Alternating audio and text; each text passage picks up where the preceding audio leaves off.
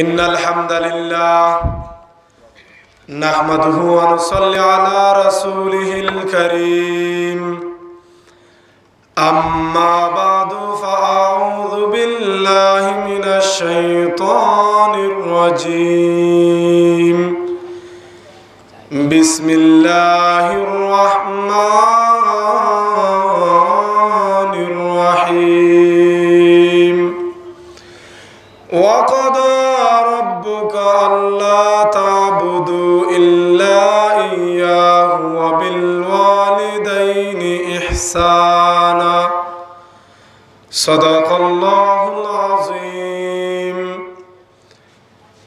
قال النبي صلى الله عليه وسلم الجنة تحت أقدام الأمهات.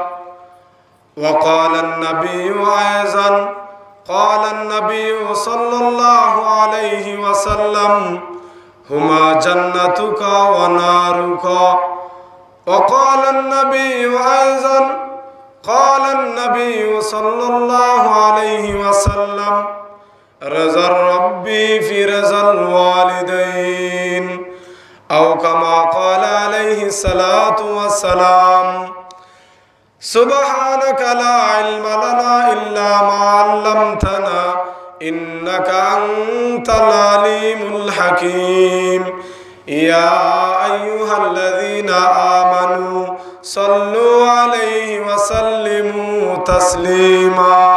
صلى الله على سيدنا ومولانا محمد وعلى آله وأصحابه وسلم. صلى الله على سيدنا ومولانا محمد وعلى آله وأصحابه وسلم. বাড়িপাড়া তাফসিরুল কুরআন পরিষদ এর উদ্যোগে 12তম তাফসিরুল কুরআন মহাসম্মেলনের চলমান অধিবেশনের সম্মানিত শ্রদ্ধাভাজন সভাপতি, উপস্থিত জাতির কর্ণধার, জাতির রাহবার হযরত উলামায়ে কেরাম, মুরব্বিয়ানে আজম, সমবয়সী হৃদয়ের স্পন্দন যুবক ভাইয়েরা, ছোট ছোট বাচ্চারা, মাইকের আওয়াজ যতটুকু পর্যন্ত যাচ্ছে পর্দার আড়ালে শ্রবণকারিণী অত্যন্ত শ্রদ্ধেয় সম্মানিতা মা ও বোনেরা, সর্বপ্রথম রব্বুল আলামিনের দরবারে আমরা শুকরিয়া আদায় করি যে আল্লাহ পাক রব্বুল আলামিন আমাদেরকে এই ৫৬,০০০ বর্গমাইল বাংলাদেশের মধ্যে মহান রব্বে কারিমের একত্ববাদের বরত্বের আলোচনা করার তৌফিক দান করেছেন এবং আপনাদেরকে ধৈর্য সহকারে গভীর রাত পর্যন্ত শোনার, শ্রবণ করার তৌফিক দান করেছেন।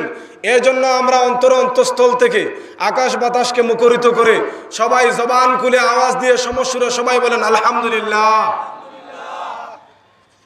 কোন রকম ভূমিকা ছাড়াই, যেহেতু সময় কম, ঘড়ির কাঁটা কিন্তু চলতেছে, ভূমিকা ছাড়াই আমি আপনাদের সামনে সূরা বনী ইসরাঈলের একটি আয়াতের কিছু অংশ তেলাওয়াত করেছি, যে আয়াতের মধ্যে আল্লাহ পাক রব্বুল আলামিন বলেন ওয়াকাদা রাব্বুকা আল্লা তা'বুদু ইল্লা ইয়্যাহু ওয়া বিল ওয়ালিদাইনি ইহসানা। আগে তরজমাটা জেনে নেন আল্লাহ পাক রব্বুল আলামিন কি বলেন।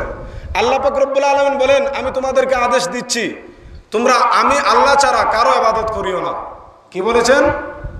আমি আল্লাহ ছাড়া তোমরা কারো ইবাদত করিও না।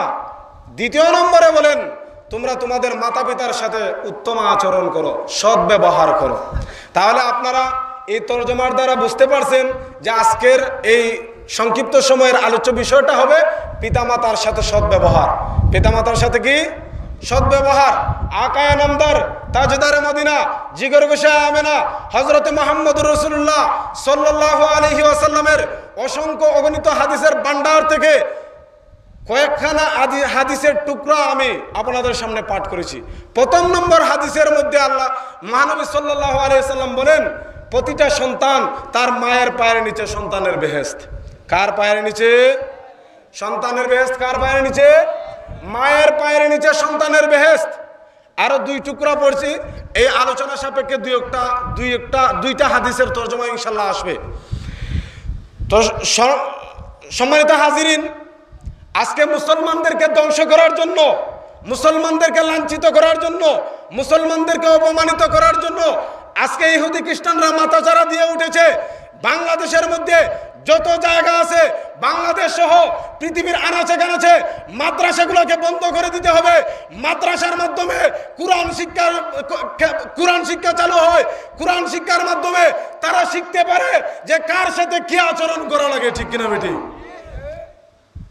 কোরআন ছাড়া কোনো আর গ্রন্থ আছে যে সদ্ব্যবহার কার সাথে শিক্ষা দেওয়া লাগে?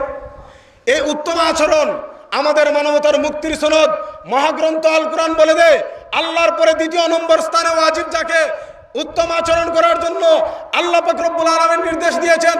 প্রথম নম্বরে আল্লাহর ইবাদত করবে, দ্বিতীয় নম্বরে তোমরা তোমাদের মাতা পিতার সাথে সদ্ব্যবহার করতে হবে। এই সদ্ব্যবহার আজকে মুসলমানদেরকে লাঞ্ছিত অপমানিত করার জন্য, মুসলমানদেরকে বিশ্বনবীর আদর্শ থেকে বিচ্যুত ঘটানোর জন্য, মুসলমানদেরকে আদর্শ থেকে সরিয়ে দেওয়ার জন্য স্থানে স্থানে মাদ্রাসার বদৌলতে পাশাপাশি কেজি স্কুলগুলো চালু করে দিয়েছে, ঠিক কিনা? প্রতিদিন মক্তবে সন্তানরা কোরআন শিক্ষা করে গিয়া আজকে দেখা যায় মুসলমানরা কোরআন শিক্ষা করতে যায় না। মুসলমানরা কেজি স্কুলে 8টার সময় যায়।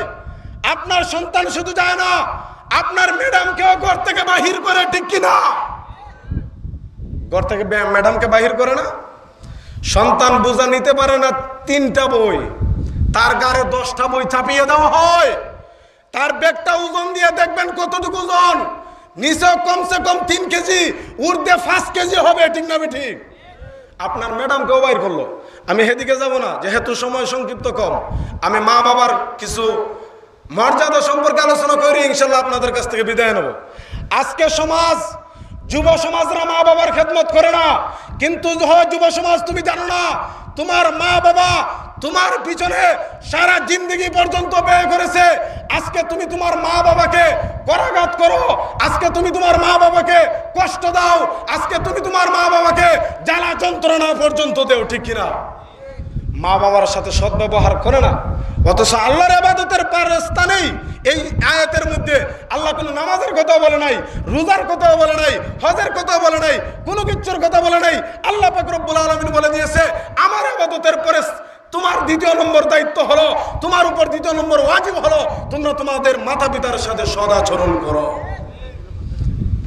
আজকে কি যুব সমাজ মা বাবার খেদমত করে না? আজকে করে না। কিন্তু যদি জানতো মা বাবা হলো প্রতিটা সন্তানের জন্য হয়তো হুমা জান্নাতুকা ওয়া নারুকা, তোমার জন্য জান্নাত নয়তো জাহান্নাম। মা বাবা কি সন্তানের হয়তো জান্নাত নয়তো জাহান্নাম। এখন আপনার বুঝে থাকলে বলেন, মা বাবা জান্নাত আর জাহান্নামের অধিকারী আছে কিনা? মা বাবার খেদমত করলে জান্নাতে যাওয়া যাবে কিনা? মা বাবার গুরুত্ব একটু বুঝাই কি পরিমাণ।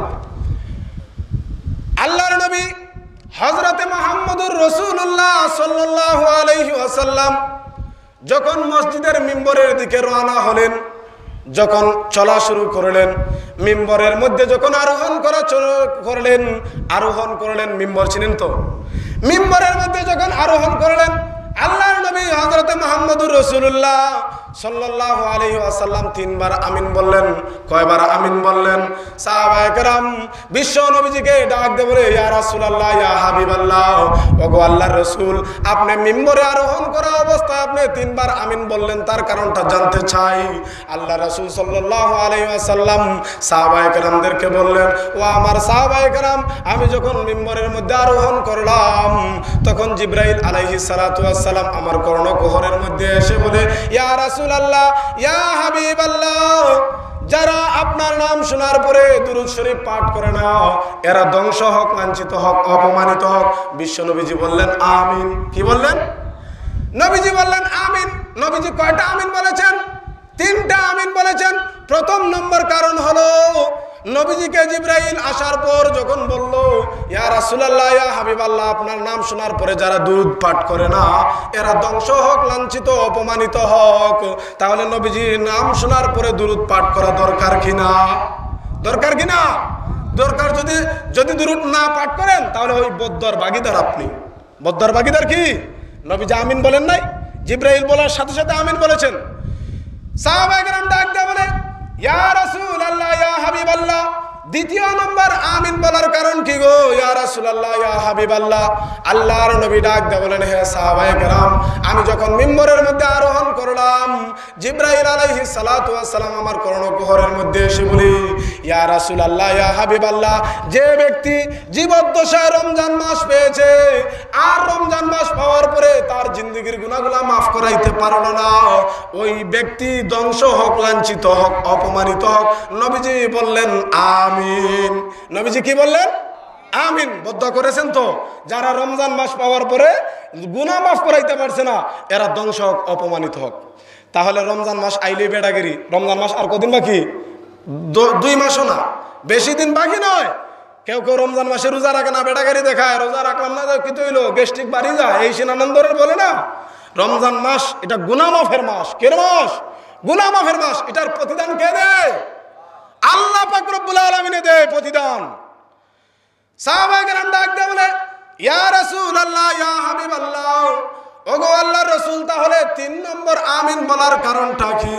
নবীজি বলেন যখন আমি মিম্বরের মধ্যে আরোহণ করলাম, জিবরাইল আলাইহিস সালাতু ওয়াস সালাম আমার কর্ণকুহরের মধ্যে এসে বলে, কানের মধ্যে বলে ইয়া রাসূলুল্লাহ ইয়া হাবিবাল্লাহ, যে ব্যক্তি জীবদ্দশায় তার মাতা আর পিতাকে পেয়েছে আর সে জান্নাতের অধিকারী হতে পারলো না, ওই ধরনের ব্যক্তি লাঞ্ছিত হোক, অপমানিত হোক। নবীজি বললেন আমিন। নবীজি কি বলেছেন? আমিন। তাহলে 3 নম্বরে মা বাবা আসছে তো, মা বাবার মর্যাদা আছে তো। নবীজি বললেন 3 নম্বরে আমিন। নবীজি দোয়া করেছেন যারা মা বাবার সাথে সদ্ব্যবহার করবে না, যারা মা বাবাকে পাওয়ার পরে জান্নাতের অধিকারী হতে পারবে না, তারা ওই বদ্দর ভাগীদার।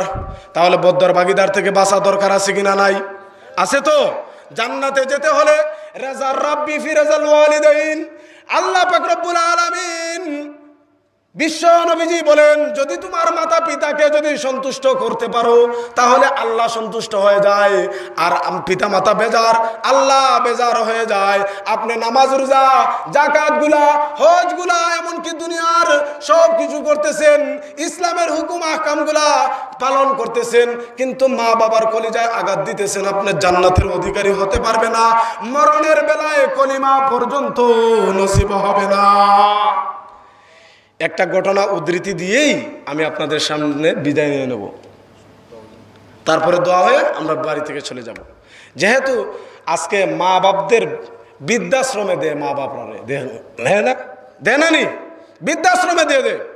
আল্লাহ রসুলের জমানায় একজন সাহাবী, প্রসিদ্ধ সাহাবী হযরতে আলকামা রাদিয়াল্লাহু তাআলা আনহু যখন মৃত্যুশয্যা অবস্থায় পৌঁছে গেলেন, জবান দ্বারা কলিমা বাহির হচ্ছে না। সাহাবায়ে কেরাম পেরেশান, ইয়া রাসূলুল্লাহ ইয়া হাবিবাল্লাহ, আমরার সাথী ভাই বেঈমান হয়ে দুনিয়া থেকে চিরতরের জন্য বিদায় হয়ে যাবে, জাহান্নামে চলে যাবে, আমরা পেরেশান। সে মৃত্যুর সন্নিকটে চলে এসেছে, তার জবান দ্বারা কেন কলিমা বাহির হচ্ছে না? সাহাবায়ে কেরাম আল্লাহ রাসূলের দরবারে চলে গেলেন। রাসূল সাল্লাল্লাহু আলাইহি ওয়াসাল্লাম চলে আসলেন আলকামার কাছে। আলকামার কাছে আসার পর আল্লাহর নবীজির এটা বুঝতে আর দেরি বাকি রইল না, যে জায়গায় আগুন লেগেছে সে জায়গায় পানি ঢালতে হবে, ঠিক না? যে জায়গায় আগুন লেগেছে সে জায়গায় পানি ঢালতে হবে। আল্লাহ রাসূল ডাক দিয়ে বলে, ও আমার সাহাবায়ে কেরাম, তোমরা কিয়ামত পর্যন্ত যদি তালকিন দাও, যদি তোমরা কর্ণকুহরের মধ্যে কলিমা পাঠ করো, তারপরও আলকামার কলিমা বাহির হবে না, তার জবান দ্বারা কলিমা বাহির হবে না। তোমরা জানো নি কি ঘটনা ঘটেছে? আলকামা তার মাকে কষ্ট দিয়েছে। কাকে কষ্ট দিয়েছে? তার মাকে কষ্ট দিয়েছে। তোমরা যাও তার মায়ের কাছে, তাড়াতাড়ি দৌড়ে যাও। সাহাবায়ে কেরাম তার মার কাছে দৌড়ে গেলেন, গিয়া বললেন, ও আলকামার মা, আমরা তোমার সন্তানের মতো, মৃত্যুশয্যা অবস্থায় তোমার সন্তান পৌঁছে গেছে, আপনি তাকে চিরদিনের জন্য মাফ করে দেন। আলকামার মা ডাক দে বলে, ও সাহাবায়ে কেরাম শুনো, অন্য কিছু হলে আমি মাফ করে দিতে পারতাম, কিন্তু আলকামার বিষয়টা আমি মাফ করে দেব না। ও আমাকে এমন কষ্ট দিয়েছে যা বলার মতো নয়। কি করার মতো নয়? যা বোঝার মতো নয়। সাহাবায়ে কেরাম ফিরে আসলেন, আসার পরে নবীজিকে বললেন আলকামার মা তো মাফ দেয় না।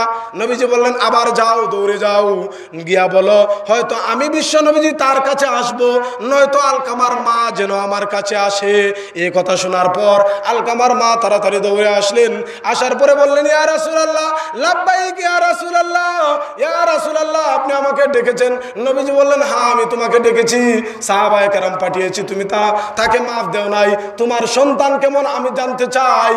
আলকামার মা বললেন আমার সন্তান তো খুব ভালো, প্রতিদিন নামাজ পড়ে, রোজা রাখে, যাকাত দেয়, হজ করে, আল্লাহর হুকুম আহকামের মধ্যে তার কোনো ভুল ত্রুটি নাই পালন করতে, সব কিছু পালন করে, কিন্তু আমি জনম দুঃখিনী মাকে কষ্ট দেয়। কি দে? কিন্তু আমি জনম দুঃখিনী মাকে কষ্ট দেয়। আলকামা তখন নবীজি বললেন ও আলকামার মা, তুমি তোমার সন্তানকে শেষ সময়ের বেলা মাফ করে দাও, যতই দুঃখ কষ্ট দিয়ে থাকে না কেন। আলকামার মা বলে ইয়া রাসূলুল্লাহ, ইয়া হাবিবাল্লাহ, এরকম কমবক্ত সন্তানকে আমি কোনোদিন মাফ করে দিতে পারি না।